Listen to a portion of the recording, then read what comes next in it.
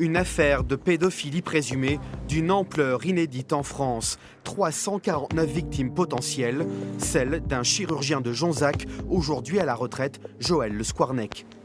Tout part de la plainte des parents d'une fillette de 6 ans, des voisins du chirurgien. Il est accusé d'avoir violé l'enfant. 2 ans après les faits, les parents témoignent. Donc au début, elle a juste avoué les attouchements. Et après, je lui ai parlé pendant plus d'1 heure pour savoir si ça avait été plus loin ou pas. Donc là, oui, elle m'a avoué le viol. Et donc par la suite, j'ai été à la gendarmerie et j'ai changé la plainte et je l'ai passée en criminel sur le viol. À la suite de cette plainte, les enquêteurs découvrent en 2017, au domicile du médecin, des carnets comprenant près de 200 noms d'enfants et des descriptions de scènes à caractère pédophile. Les enquêteurs mettent alors au jour le 2e volet du dossier.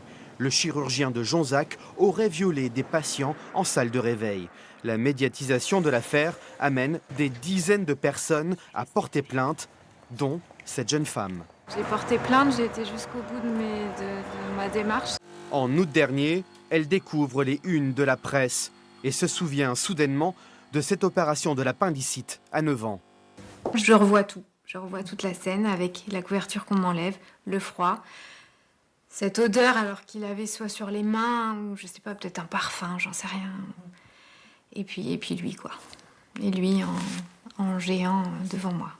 Ce qu'il a fait, c'est innommable. Enfin, j'étais sans défense, j'étais endormie.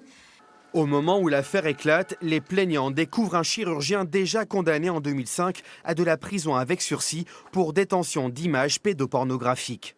On est face à un homme qui n'a aucune, repentance par rapport à ce qu'il a fait. Visiblement, pour cet homme, ce qui a été fait est du domaine de la normalité. Où est le problème ? La défense dresse un autre portrait du chirurgien. C'est quelqu'un qui aujourd'hui émet un regret profond et sincère. Ce n'est pas moi qui le dis, ce sont même les experts qu'il a pu rencontrer.